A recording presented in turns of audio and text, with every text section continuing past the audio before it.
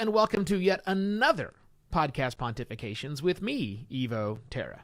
For those watching this on video, this is not a podcast. This is a video where I talk about podcasting. You can get the audio-only podcast of this and all 71 other episodes at podcastpontifications.com.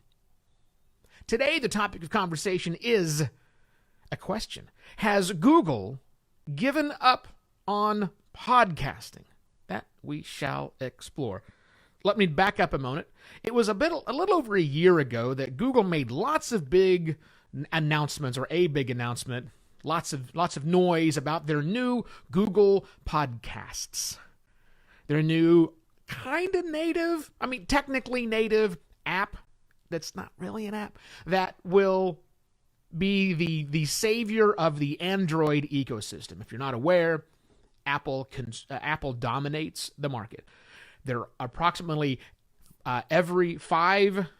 How is the numbers? Approximately 5 times the number of podcasts are consumed on iOS devices as on Android devices, which is weird because Android dominates 5-1 in the device market. So it's kind of flip-flopped. How is a company that's only responsible for 20%, Apple mobile market, able to dominate with like 60, 65, 70%, depending on what numbers you want to listen to, right? So Apple dominates.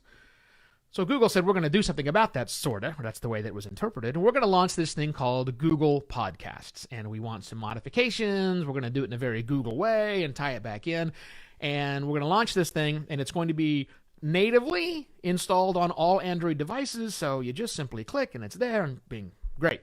So it's been a year. And Google Podcasts is at a whopping less than 1% market share. Less than 1% of podcasting is consumed, downloaded through the big, fancy, huge splash Google Podcasts app. Oh. So that's led to some speculation by a lot of people that this is just one more, and I've lived through all of these waves, one more area where Google tried something, didn't work, and they'll quickly abandon it. Is that happening with Google Podcasts? Short answer, I don't think it is. I do not think it is. But I need to do a mea culpa. I have a reputation for choosing good things that are going to hang around for a while, but I'm not without my flaws. Like, yeah, sure, I've been on Twitter kind of since the beginning and podcasting since the beginning, and lots of other wins I have in my pocket that my friends who don't stay as up to speed on this are constantly amazed by. But I also remind all of them I was deeply in love with Google+. I really was. And we see where that went. A lot of internal challenges that cause a problem. But no, I don't think that Google has given up on podcasting, and I'm going to explain why on this episode.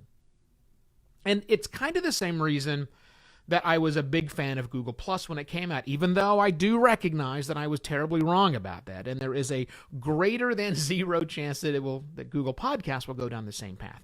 But I don't think so, because I don't think that Google Podcasts was intended to unseat Apple. The Apple Podcast app specifically, and the whole Apple iTunes ecosystem. That wasn't Google's intent. Nor was Google's intent with Google Podcast app to knock Spotify out of the number 2 position, which, in all honesty, I thought they would be at by now. Not the case. Spotify's like 7.2, something like that, % of all consumptions, and growing strong. Well, welcome to having a 2 million active member user base, which is pretty helpful. But I don't think Google was really trying to go after any of that. You got to remember that Google at its core, if you look at what Google is, it's lots of different things to lots of different people, but Google at its core still makes the